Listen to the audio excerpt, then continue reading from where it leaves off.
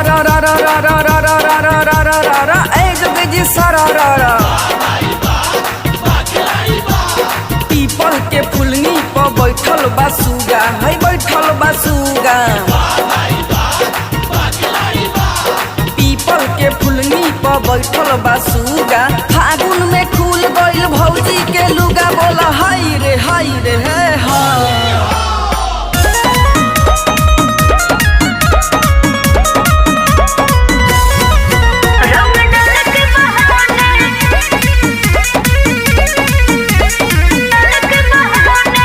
भौजी रंग लगावालो हो, होली में दिल ना दुखावा हो।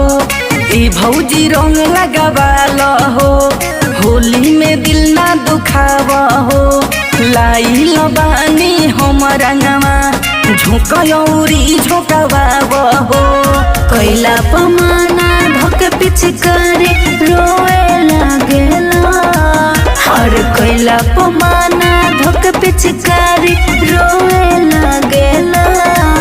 रंग डाल के बहाने, रंग डाल के बहाने देवरू जवन टोए लागेला। रंग डाल के बहाने देवरू जवन टोए लागेला।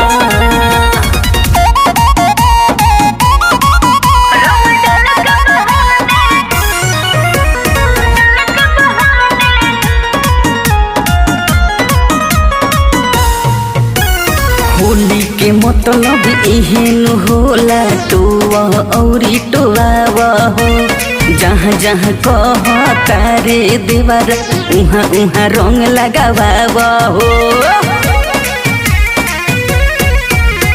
होली के मतलब नहीं होला, जवन मन करे तू करा। आगे से धरो चाहे पीछे से, चाहे तू देह पर चढ़ा। दिला पछोट सौसे जवानी धोवे लागेला।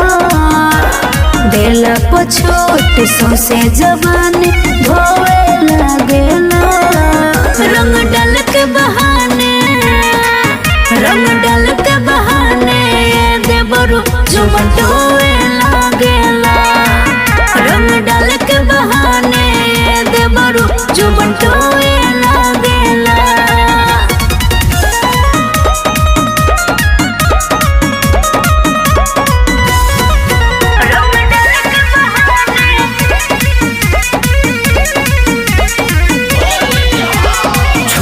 तू नखरा ए भौजाई, होली के चलत लहर बा।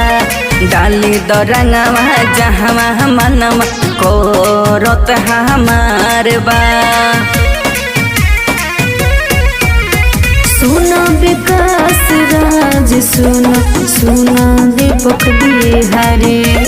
पी के आइल बारो दारू, क देव घटना भरे। देखी के चीजवा फागुन में तो खिले लागेला।